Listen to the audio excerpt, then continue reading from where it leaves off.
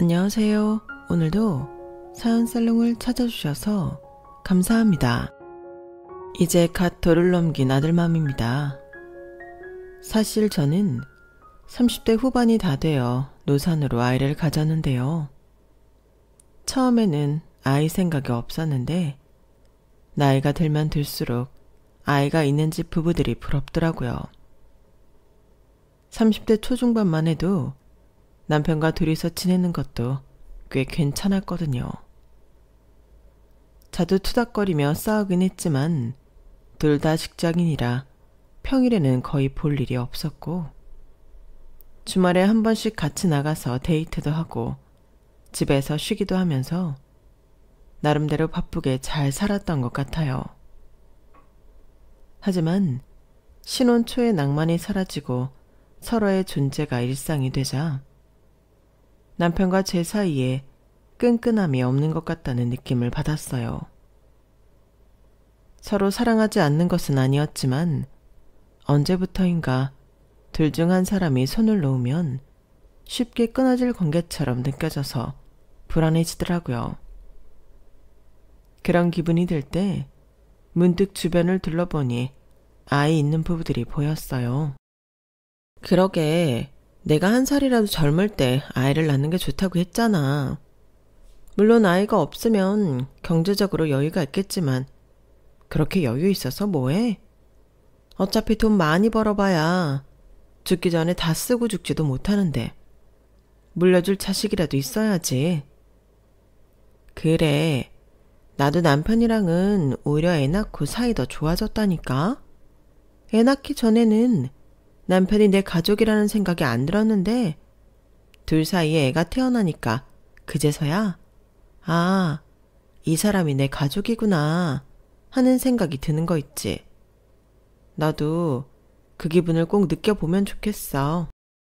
사실 그전까지는 친구들이 아이 낳고 제2의 인생을 시작할 때 그게 그렇게 마냥 좋아 보이지만은 않았어요. 애가 태어나고 100일 동안은 잠을 거의 자지 못해 피폐해지는 친구들도 많이 봤고 출산 후 몸이 많이 망가져서 고생하는 친구들도 많이 봤거든요. 그런데도 제 주변 친구들은 다들 아이를 낳는 걸 추천했어요.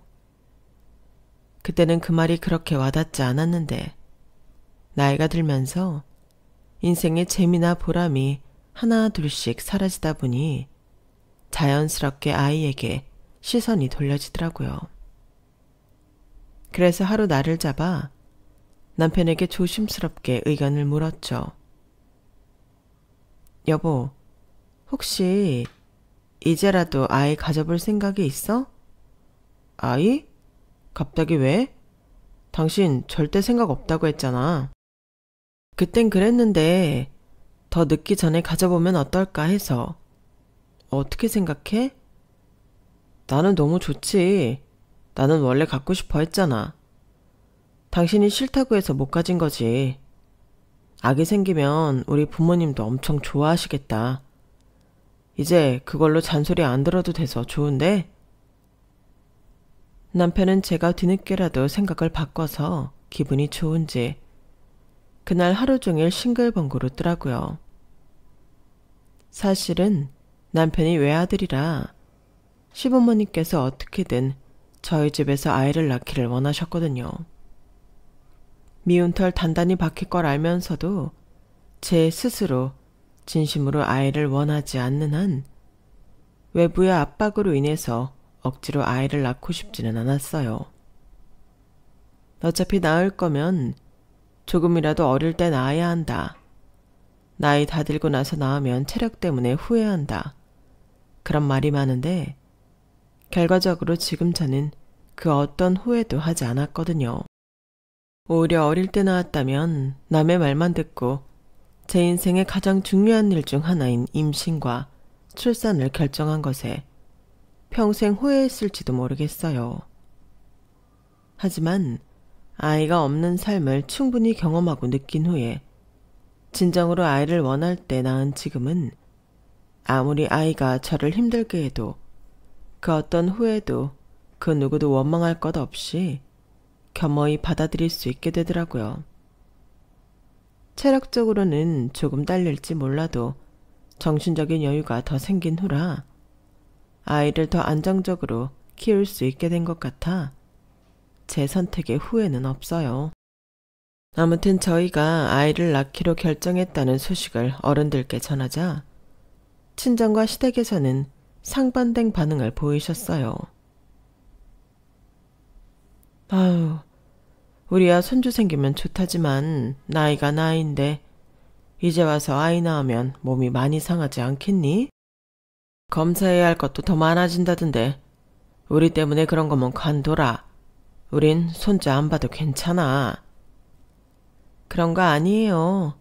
그냥 나도 나이를 어느 정도 먹어보니 아이가 왜 있어야 하는지 알겠더라고요. 몸 관리 잘해볼 테니까 너무 걱정 마세요.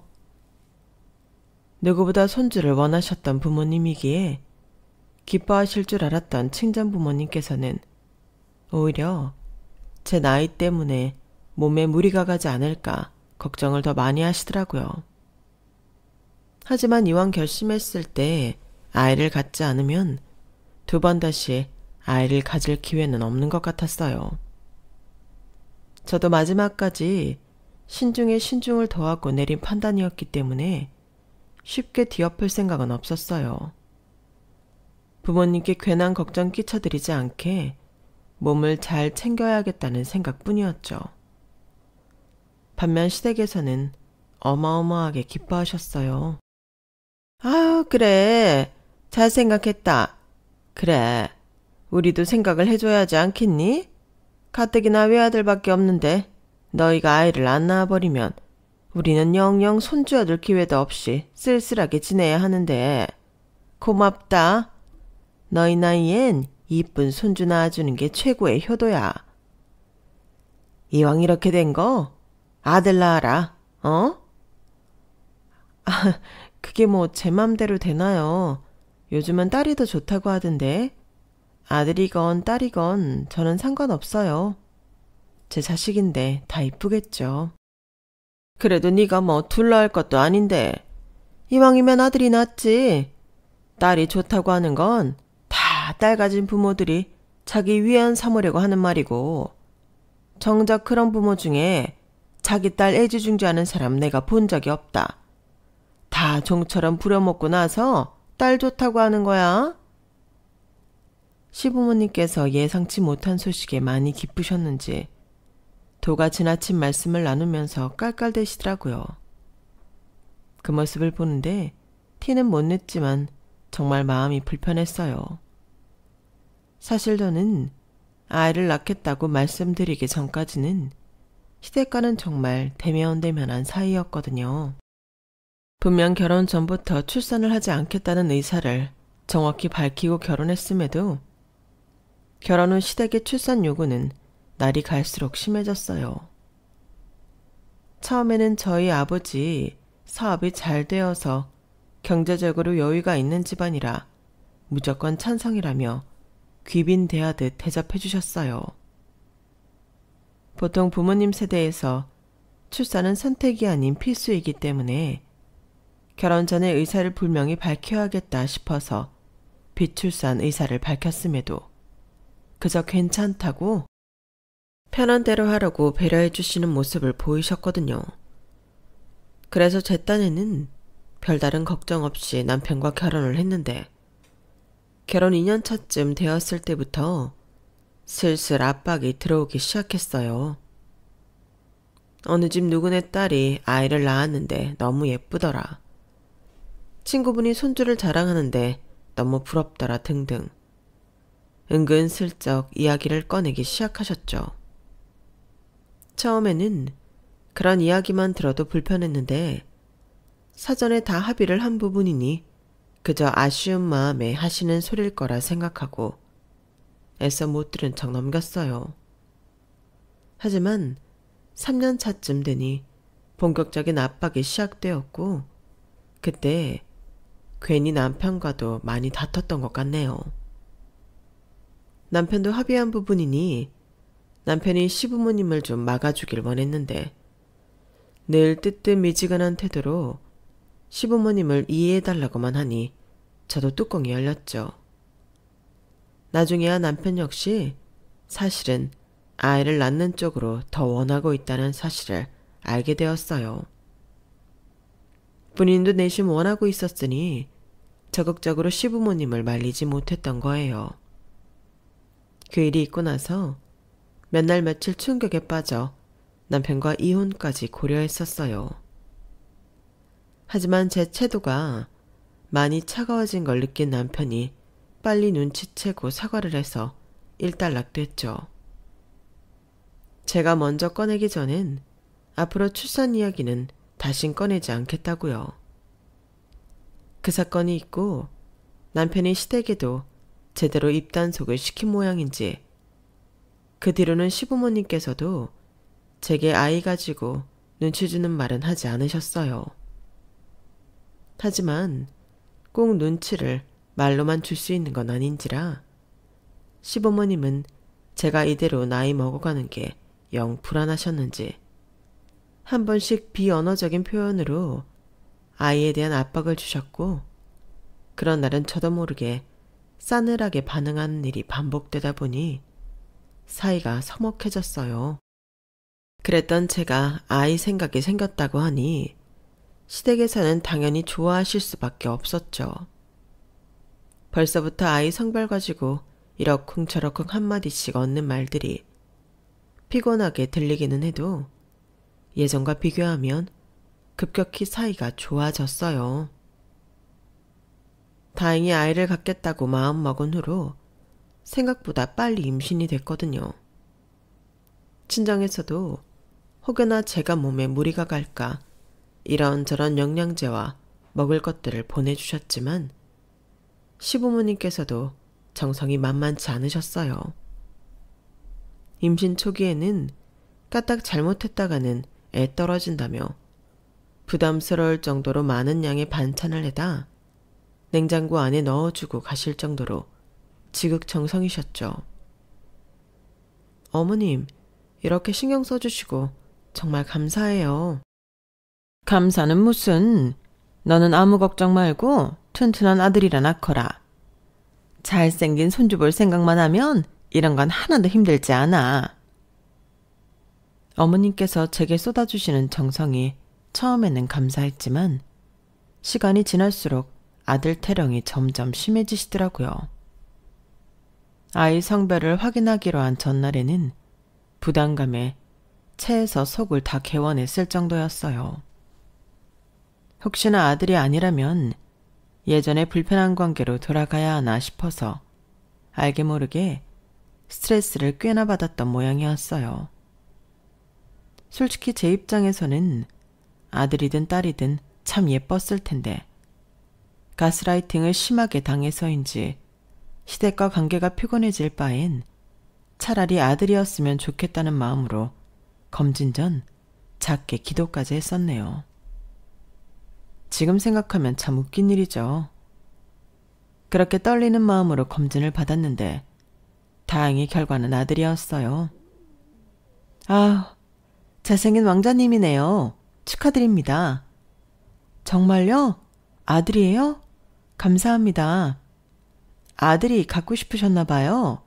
요즘 분들은 따님도 많이 원하시던데. 의사 선생님이 웃으며 받아치시는데 그제서야 제 자신을 돌아보게 되더라고요.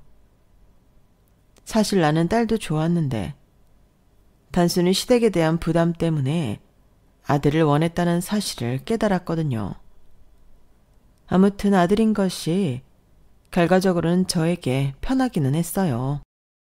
세상에, 아들이니? 아, 다행이다.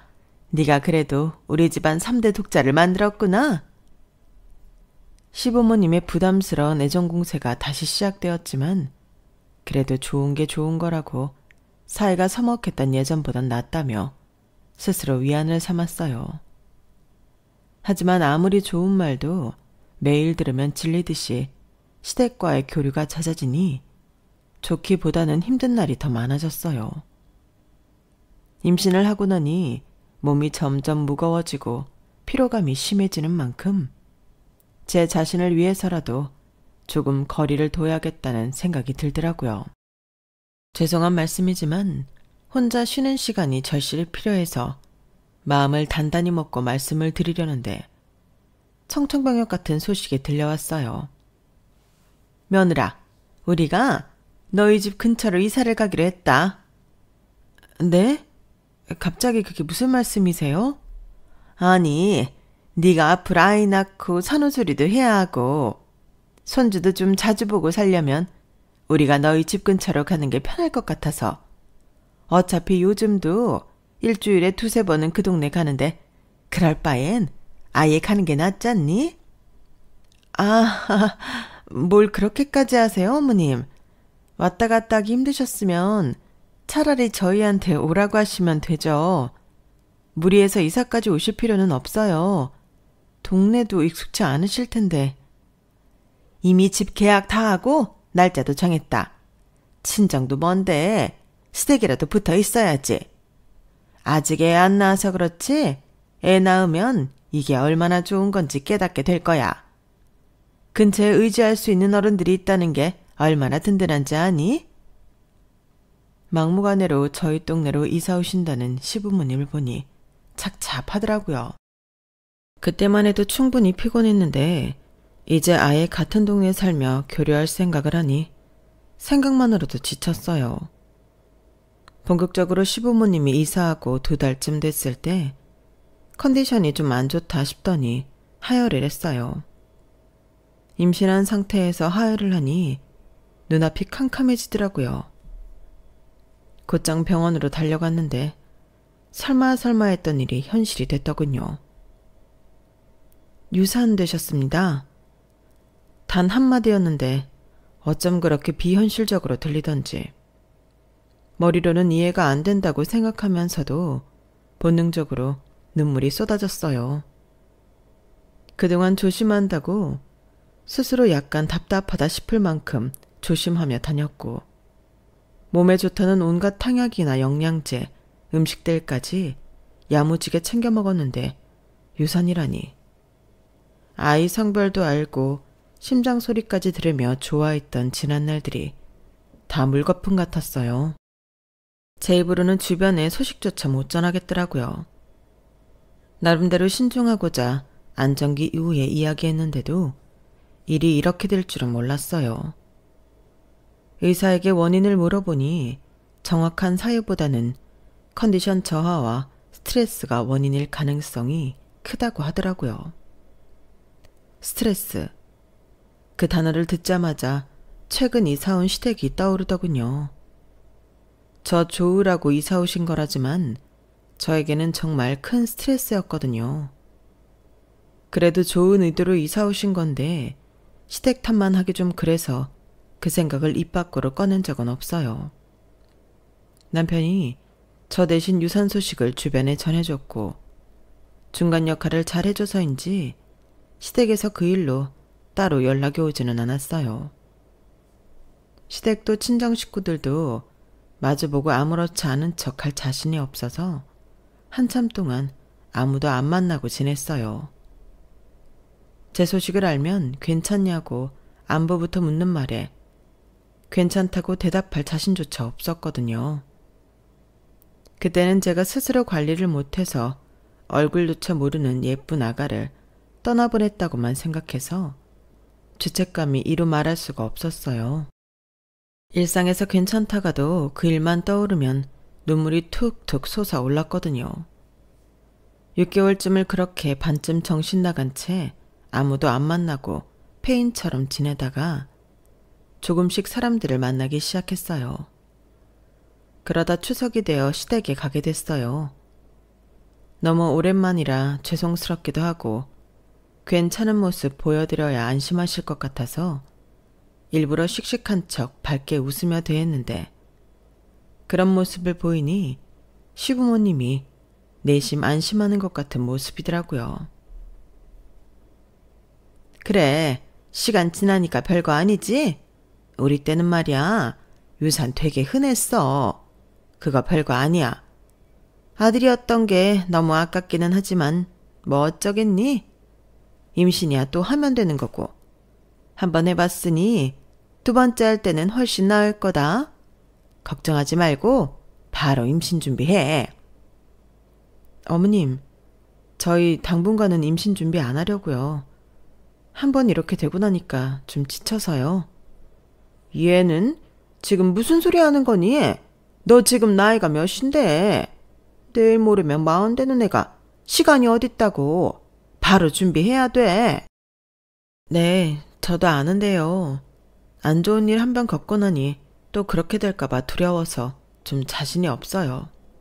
마음 회복되면 천천히 준비해 볼게요. 그래, 엄마.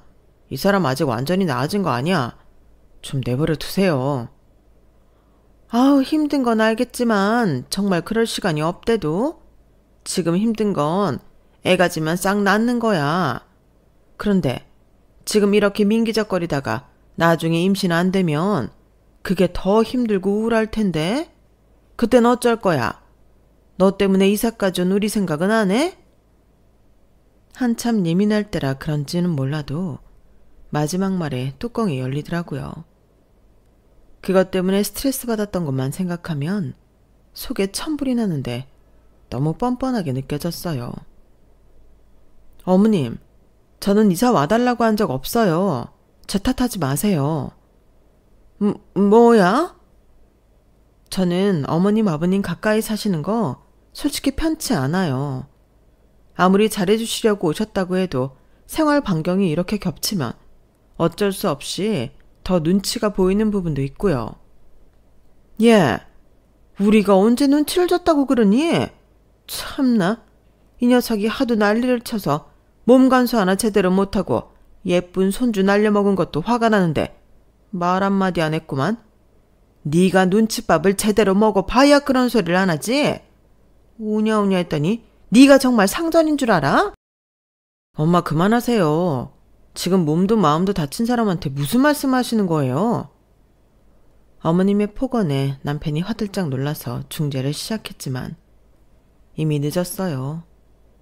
우울하고 마음이 약해진 상태에서 아이를 날려먹었다는 말을 들으니 정말 눈물샘이 고장난 사람처럼 눈물이 쏟아지더라고요. 네, 제가 몸 관리 하나 똑바로 못해서 귀한 3대 독자 날려먹어서 참 죄송합니다. 죽을 죄를 졌네요. 그런데 저는 뭐 좋아서 그런 줄 아세요? 저도 아이 잃고 죽도록 힘들었다고요. 그러게, 처음일 때 그렇게 낳으라고 해도 말을 안 듣더니만 다 늙어서 낳으려고 하니까 이 모양 이 꼴이지. 누가 너 보고 다 늙어서 낳으래? 이 나이에 애 가지면 이럴 거 몰랐냐고. 애간수 차라라고 옆 동네까지 와서 물심양면으로 지원해줬는데 그거 하나도 제대로 못해? 그래놓고는 어따 성질이야. 어머님의 말씀이 하나하나 비수처럼 날아와 꽂혔어요. 화는 너무 나는데 그 와중에 더 상처받았던 이유는 딱히 틀린 말도 없다는 거였어요. 아이를 잃기 전까지만 해도 저는 한 번도 제 선택에 후회한 적이 없었거든요. 아이 없는 인생을 충분히 즐길 만큼 즐겨봤기 때문에 그만큼 미련이 없었고 마음의 여유도 있었어요. 남들에게 등 떠밀려서 얼떨결에 갖는 것보다는 이렇게 안정된 상태에서 아이를 갖는 게 더 맞다고 생각했거든요.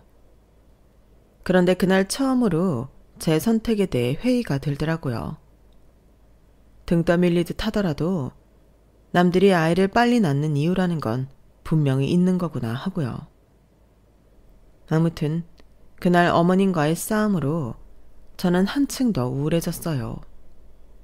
남편은 당분간 제가 정말 괜찮아질 때까지는 시댁과 보지 않는 걸 제안했고 그렇게 시댁과는 연을 끊다시피 한참 동안 만나지 않았어요. 집이 코앞인데도 외국에 나가 사는 것처럼 전혀 교류하지 않고 살았어요. 그렇게 지낸 지 1년쯤 되어가던 어느 날 저는 다시 임신을 하게 됐어요. 두 번째 하는 임신은 첫 번째 했던 것과 다르게 그렇게 크게 기쁘진 않더라고요. 잘못하면 이 아이도 나를 떠나지 않을까 하는 불안감이 들어 마냥 좋지만은 않았어요. 임신을 했어도 나름대로 자유롭게 다니던 첫 임신 때와는 달리 이번에는 혹여나 자그마한 충격에도 아이가 떨어질까 걱정이 들어 하는 일도 줄이고 재택근무만 했네요. 돈을 조금 덜 벌더라도 최대한 조심하고 싶었거든요. 누구보다도 일 욕심 많았던 저지만 그 일들을 다 포기하는 한이 있더라도 이번에는 뱃속의 아이를 꼭 지키고 싶었어요. 그렇게 몸을 조심하고 아이의 성별을 확인하는 날, 두 번째 찾아온 아이는 공주님이더군요. 첫 아이와 성별이 다르다고 하니 그건 그것대로 기분이 묘하더군요. 시댁에서 첫 아이를 임신했을 때 아들이라고 너무 기뻐하셔서 저도 제가 아이의 성별 같은 건 크게 신경 쓰지 않는다고 생각했어요. 그런데 이번에는 딸이라고 하니 내심 설레더군요. 아마도 스스로는 딸을 원하고 있었던 거 아닐까 생각이 들었어요. 그걸 딸을 가져보고 나서야 깨달은 거죠. 아무튼 제가 기뻤던 것과는 별개로 이번에는 왠지 시댁에 말하기가 좀 두렵더군요. 하지만 언제까지고 임신 사실을 숨길 수 없으니 시댁에 전달을 했죠. 아니나 다를까 아들이라고 했던 때와는 달리 시부모님께서 반응은 냉담하더군요. 그러게 아들일 때 몸조리를 똑바로 했어야지. 아들을 한 번에 낳는 게 그렇게 쉬운 일인 줄 아니? 아, 나이도 많은데 딸 낳아서 뭐 하려고 그러니? 딸은 낳아봤자 다 출가 외인되어서 남처럼 사는데 아들 낳을 기회가 있었을 때 잡았어야 하는데 이거 원. 시부모님은 저희 아이가 딸이라는 소식에 혀를 차시더라고요. 옛날 같으면 저도 불같은 성격이라 그런 반응에 화가 났겠지만 그쯤 되니 별로 화도 안 나더군요. 충분히 예상 가능한 식상한 반응이었어요. 그래서 한 귀로 듣고 한 귀로 흘렸죠. 시댁에서는 손주가 딸이라고 하니 정말로 급격히 관심이 식어버리더라고요. 첫 임신을 했을 때 부담스러울 정도로 과하게 챙겨주시던 것이 두 번째 임신 때는 전혀 없었어요. 아이 성별이 바뀌었다는 이유만으로 사람들이 이렇게 달라질 수 있나 싶더라고요. 가끔 돌이켜보면 좀 억울하기도 하고 기가 막히기도 했어요. 참나, 어머님 아버님은 좀 너무하신 거 아니야? 언제는 애 돌봐주시겠다고 짐 바리바리 싸고 옆 동네로 이사 오시더니 막상 딸 임신하니까 어떻게 이렇게 모르쇠 남처럼 지내실 수가 있으셔? 딸 가진 게 죄도 아니고 손주면 다 예뻐하셔야 하는 거 아니야? 내버려둬. 우리 부모님이 얼마나 손자를 원하셨는지 당신도 알잖아. 애 성별이 우리가 정할 수 있는 것도 아닌데 어쩌겠어? 그때 당신이 첫애 낳았으면 우리 집안 3대 독자가 되는 거였으니까 속상해하실 만하지. 그냥 당신이 이해 좀 해줘. 아니, 3대 독자 낳으면 뭐 가문의 영광이야? 아니면 나라에서 뭐라도 해줘? 막상 아들 가졌을 때는 그렇게 부담을 줘서 결국 하열하게 만드시다니. 딸 가지니까 바로 옆 동네 사시면서도 한 번도 들여다보지 않는 것도 난 참 웃겨.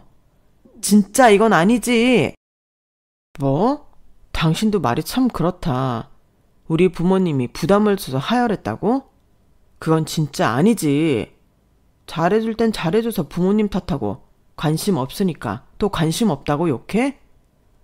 아니, 욕한 게 아니라 난 그냥 너무 반응이 다르니까 서운해서 그러지. 그래서 당신이 원하는 게 뭔데? 예전처럼 우리 엄마가 당신 상점 모시듯이 해야 당신 성에 차겠어? 그런 뜻이 아니잖아. 얘기가 왜 그렇게 돼? 난 오히려 지금이 더 좋아. 차라리 신경 안 써주시는 게 나도 마음 편해. 그럼 잘 됐네. 뭐가 문제라고 그런 얘기를 해? 그러게 참. 내가 괜한 얘기를 했다. 미안하다. 미안해. 남편은 저랑 같은 입장이라고 생각을 해서 남편에게 서운함을 털어놓았는데 완전한 부모님 편이더군요.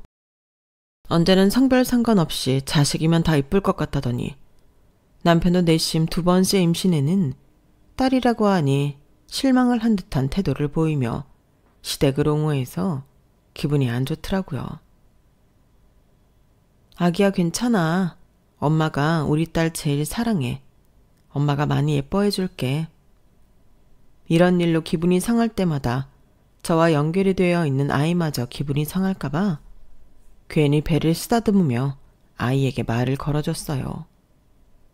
이렇게라도 하면 일시적으로 기분이 나아지더라고요. 그래도 시댁에 과도한 관심을 받지 않아서 그 시기가 좀 편안하게 지나갔던 것 같아요. 막상 필요한 게 있거나 도움이 필요하면 친정 부모님께서 도움을 많이 주셨기 때문에 딱히 시댁 도움이 필요하지도 않았어요. 그렇게 무사히 출산을 했고 정말 예쁜 딸이 태어났어요. 남편과 저의 예쁜 점을 다 빼다 받고 태어난 아이였어요. 제 딸이니 그렇기도 했지만 정말 객관적으로 예쁜 아이였어요. 간호사 선생님도 의사 선생님도 다들 아이를 볼 때마다 감탄하셨거든요. 신생아가 이렇게 예쁘기가 쉽지 않은데 정말 예쁜 따님이네요. 저도 병원에서 10년 넘게 근무했지만 이렇게 이목구비가 예쁜 신생아는 처음 봐요. 나중에 연예인 된다고 하는 거 아니에요? 아이 설마요. 감사합니다. 딸이라고 내심 실망했던 남편도 주변의 반응에 덩달아 딸을 자랑스러워하기 시작했어요. 하긴 남들이 봐도 그렇게 칭찬할 정도이니 부모인 저희 눈엔 얼마나 더 예뻐 보였겠어요. 딸이라고 제가 출산하고 병원에 입원한 기간 동안 코빼기도 안 비치던 시부모님도 막상 제가 아이를 데리고 산후조리원에서 나오던 날 손녀 얼굴을 처음 확인하시고는 눈이 휘둥그레지셨을 정도였어요. 아니, 이 천사 같은 애는 누구야? 정말 얘가 우리 손녀니? 세상에나 어쩜 이리 이쁠꼬. 그러게요. 살면서 이렇게 예쁜 아기는 처음 보네. 이리 와, 할미가 한번 안아보자. 딸 가졌다고 대역죄인 취급하듯 절 보던 눈빛에서 생기조차 없었던 시부모님이 아이의 미소에 한 방에 녹아내리시더라고요. 그 모습을 보니 말로 설명할 수 없는 묘한 뿌듯함이 차올랐어요. 그렇게 별로라고 하시더니 결국 할아버지 할머니라 귀여운 손주 앞에서는 별 도리가 없구나 싶더라고요. 막상 아이를 보니 너무 예뻤는지 저희 딸에 대한 시부모님의 관심도는 다시 높아졌어요. 그게 처음에는 꽤나 통쾌했지만 앞서 이야기했듯 저는 차라리 시댁의 애정도 관심도 안 받는 게 훨씬 편한 사람이었어요. 그런데 시부모님이 아이에게 마음을 열면서 겨우 벗어났던 스트레스에 다시 내전져진 느낌이더라고요. 집이 가까워진 게 그제서야 실감이 났을 정도였으니 말 다 했죠. 어머님께서는 저 혼자 있는 평일 낮에 연락도 예고도 없이 방문하셔서 초인종을 누르시는 바람에 겨우 재워놨던 아기가 깨서 울어제끼기 시작하는 건 다반사였어요. 어머님, 아이가 자꾸 깨니까 오시기 전에 미리 연락 좀 주세요. 한 번 깨면 잠을 잘 안 자서 너무 힘들어요. 그래? 그렇기는 하겠다. 다음부터는 꼭 연락할게. 웬일로 부탁을 잘 들어주시나 싶더니 어머님은 이제 전화로 통보를 하셨어요. 제가 부탁한 건 오시기 전에 연락을 달라는 거였는데 집 대문 앞에 와서 초인종 대신 전화를 거시더라고요. 덕분에 아이는 안 깼지만 아이가 잘 때 쪽잠이라도 같이 자둬야 하는 제가 깨더라고요. 가뜩이나 잠 없는 아이 때문에 저도 힘든 상황이었는데 쪽잠마저 방해받으니 정말 미치겠더라고요. 어머님, 제 말씀은 방문 전에 언제 몇 시에 오실 건지 미리 말씀해달라는 뜻이었어요. 이렇게 무작정 찾아와서 문 열어달라고 연락 달라는 게 아니라요. 뭐라고? 동네가 이렇게 가까운데 당연히 편하게 오가면서 사는 거지. 내가 내 아들 집에 오는데도 며느리한테 허락 받아야 올 수 있다는 거야? 아들 혼자 사는 집이 아니잖아요, 어머님. 저는 어머님이 갑자기 찾아오시면 곤란해요. 신경 쓸 것도 너무 많고 잠도 계속 부족해서 피곤하고요. 더 이상은 이렇게 못 지내겠어서 차라리 한판 싸우고 대면대면 해서라도 못 오시게 해야겠다. 엄청난 각오로 말씀드린 건데 어머님은 발끈하시긴커녕 한 귀로 듣고 한 귀로 흘리시더군요. 아유, 그래. 나도 다 애 키워봐서 알지, 알아. 근데 그렇다고 엎어지면 코다올거리를 매번 예약하고 올 순 없지 않니? 생각나면 보러 오고 하는 거지. 가족끼리 그렇게 각박하게 구는 것도 좀 아니다. 너도 집에 애하고만 있으면 답답할 텐데 들여다보는 사람이 있는 게 낫지. 어머님은 도저히 말이 통하지 않으셨어요. 아니, 정확히 말하자면 말귀는 다 알아들으셨으면서 본인 편하신 대로 하기 위해 못 알아듣는 척 하시는 것 같았어요. 그러니 방법은 하나밖에 없었어요. 남편과 대판 싸워서 시댁을 제한하는 방법밖에는요. 아, 알겠어. 알겠다고. 그래서 당신이 원하는 게 뭔데? 어머님 일주일에 한 번만 오시라고 해. 당신 집에 있을 때만. 내가 원하는 건 그게 다야. 어차피 어머님 오시는 거 아무 도움 안 되고 힘들기만 해. 주에 한 번도 내가 양보한 거야.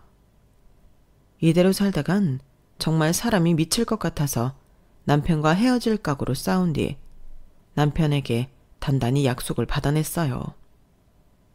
어머님, 아버님이 오셔도 남편이 옆에 있으면 남편에게 말을 더 거셨기 때문에 그나마 덜 피곤했거든요. 남편이 어떻게 설득한 건지 몰라도 그 다음부터는 매주 주말에 한 번씩만 집에 방문을 하기로 이야기가 되었어요. 처음에는 그냥 평일에 아이와 저 단둘이 있을 수 있다는 것만으로도 너무 행복하더라고요.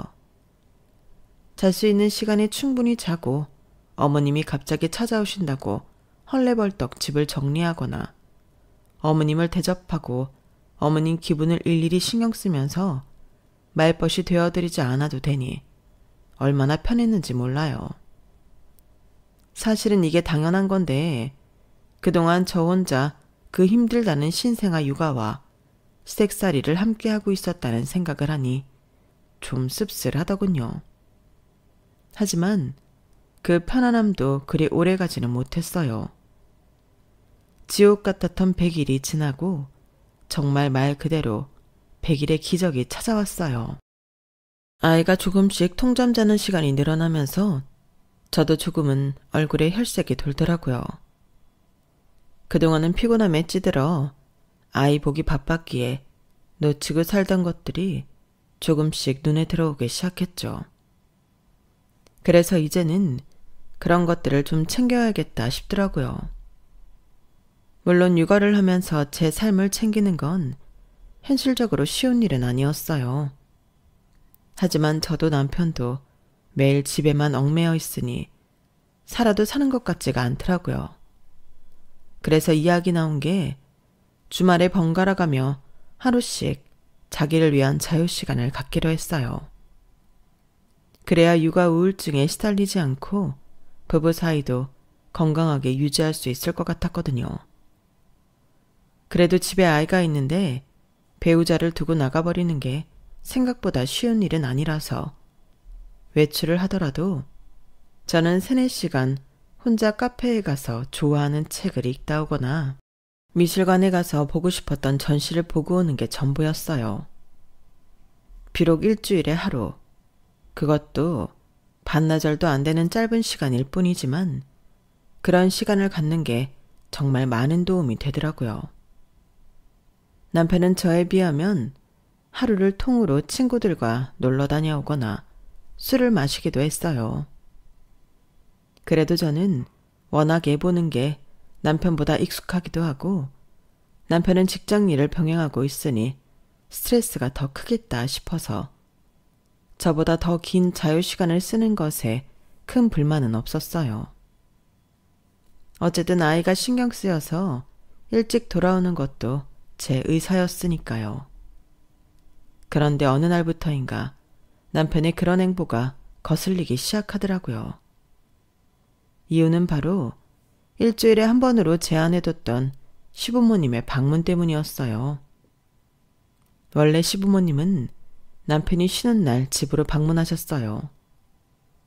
저는 그럴 때마다 운 좋게 밖에 나가서 친구들을 만나고 있거나 혼자만의 시간을 즐기고 있을 때라 시댁에 다녀간 건 남편이 말해줘야 알 수 있었어요. 오늘은 내가 좀 늦었지? 미안. 오랜만에 애들 만나니까 너무 반가워서. 안 힘들었어? 괜찮아. 오늘 엄마 오셔서 애 좀 봐줘서 낮잠도 많이 잤어. 아, 어머님 오셨었어? 다행이네. 어쩐지 얼굴이 좀 개운해 보인다 싶더라. 어머님 아버님께서는 주에 한 번으로 제안해준 방문일을 제가 쉬는 날로 정하신 것 같았어요. 저도 굳이 시댁 볼 필요 없고 좋은 선택이라고 생각했어요. 그런데 어느 날부터인가 어머님께서 아주 이른 아침 시간부터 집으로 찾아오시더라고요. 어머님 오셨어요?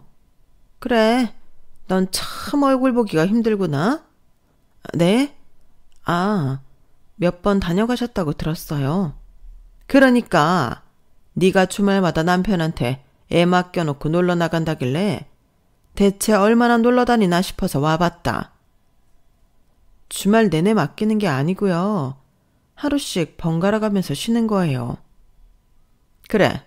그래서 오늘은 뭐하고 쉬는데? 오늘은 그냥 혼자 나가서 쉬다 올 예정이에요. 혼자서? 혼자 어딜 나가? 카페 나가서 커피 한잔하고 오려고요. 뭐? 애 엄마가 무슨 혼자 나가서 커피를 마시고 와. 그럴 거면 다 같이 가자꾸나. 애 엄마가 애를 두고 어딜 다니니? 두고 다니라고 해도 마음이 불편해서 못 다니는 게 정상이지. 어머님, 오늘은 제가 쉬기로 되어 있는 날인데 누가 뭐래? 너 보고 일을 하랬니? 카페 간다며? 다 같이 가자니까?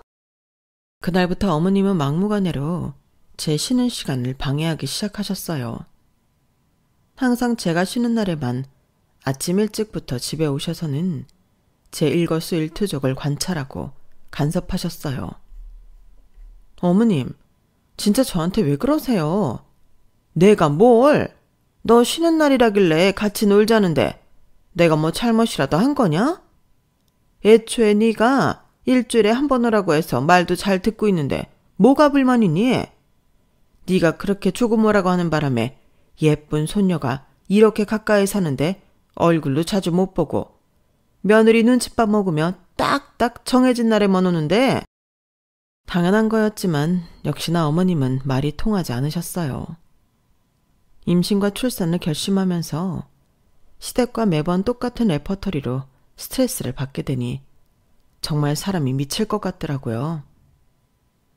여보, 어머님 좀 말려봐. 이게 뭐야? 나도 딱 하루 쉬는 날 있는 건데 그날까지 이렇게 방해하면 난 어떻게 살라고. 당신은 당신 쉬는 날 온전히 쉬잖아. 나 숨 좀 쉬자. 아니, 손녀가 예뻐서 오시겠다는 건데 어떻게 말려. 당신도 좀 그러려니 좀 해. 엄마가 당신 예뻐서 오려는 거겠어? 첫 손녀인데 얼마나 예쁘니 저러시겠어. 당신이 좀 참아. 평소 본인 쉬는 날 급한 일이 생겨 전화만 몇 통 연달아 해도 방해하지 말라며 짜증을 내던 남편이 저렇게 말하니 기가 막히더라고요. 이 일로 다시 스트레스를 받기 시작하면서 친한 친구에게 고민을 털어놓으니 친구가 생각지도 못한 제안을 했어요. 너 그거 네가 시댁에 잘해야 한다는 이상한 의무감에 시달려서 그런 거다? 잘 생각해봐. 의무감? 그래. 시댁은 너 입장 하나도 존중 안 하는데 너 혼자 신경 쓰고 있잖아. 친구 말을 들어보니 맞는 것 같더라고요.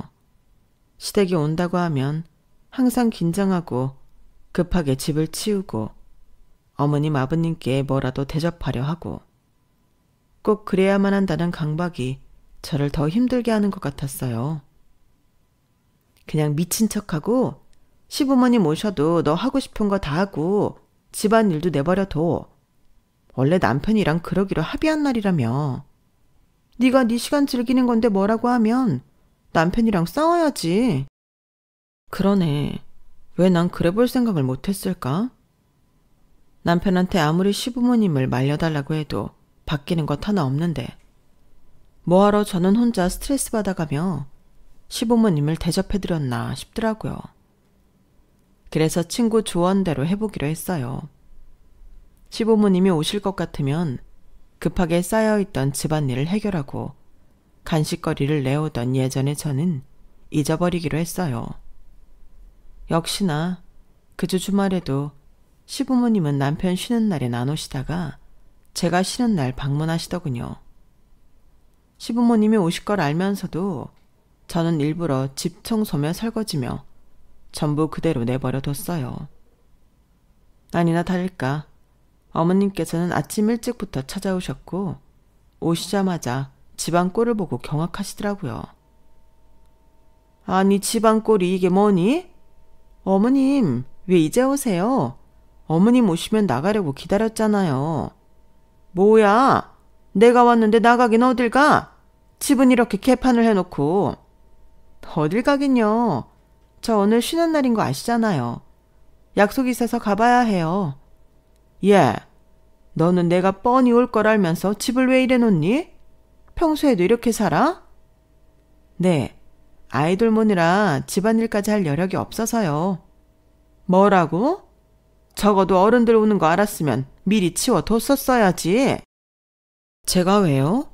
오늘 어차피 남편이 아이돌 보고 집안일 하는 날인데 남편이 알아서 하겠죠. 일주일에 하루 집에 붙어있는 날인데. 전 그럼 이만 다녀올게요. 가긴 어딜 가? 우리가 왔는데 자꾸 어딜 간다는 거야. 아니 뭐 어머님 아버님이 멀리 사셔서 자주 못 뵙는 거면 몰라도 옆 동네 사셔서 맨날 집에 놀러 오시는데 굳이 제가 제 약속 포기하고 어머님 아버님 맞이해야 할 이유는 없는 것 같은데요. 남편 있으니까 이 사람이랑 같이 손녀 봐주면서 계시면 되잖아요. 참 나 기가 막혀서 너 지금 그걸 말이라고 하는 게야? 뭐가 문제인지 모르겠는데요. 애초에 아이 봐주고 싶어서 이사 오신 건 어머님 아버님이시잖아요. 원하시던 대로 실컷 봐주세요.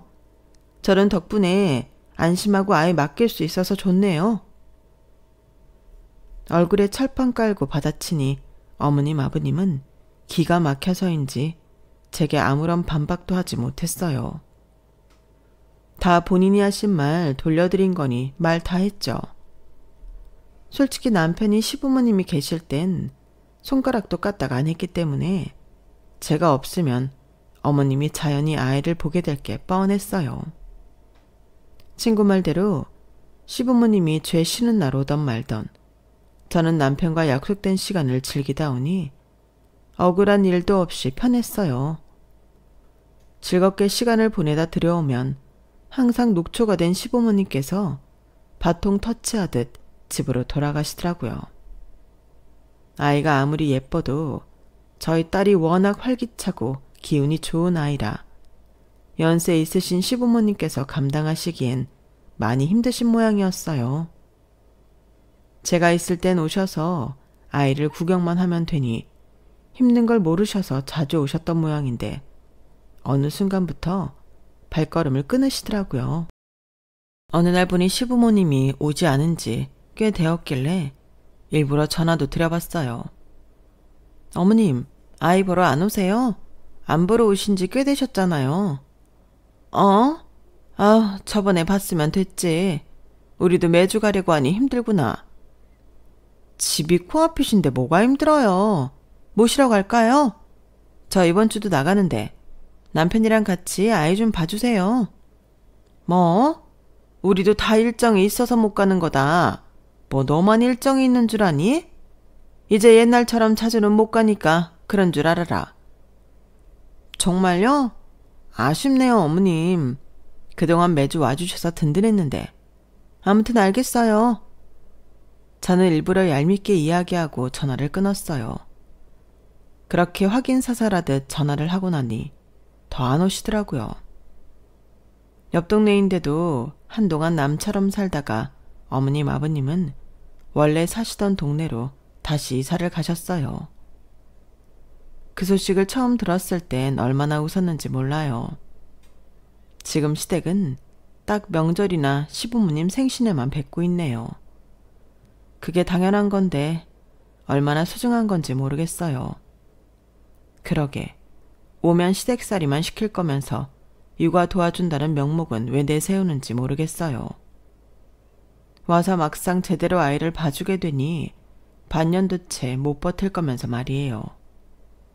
처음엔 시부모님께 차마 그러기 망설여졌는데 한번 그렇게 철판 깔고 고생을 시키니 편안해졌네요. 아이를 보러만 오는 건 당연히 쉽고 좋으셨겠죠.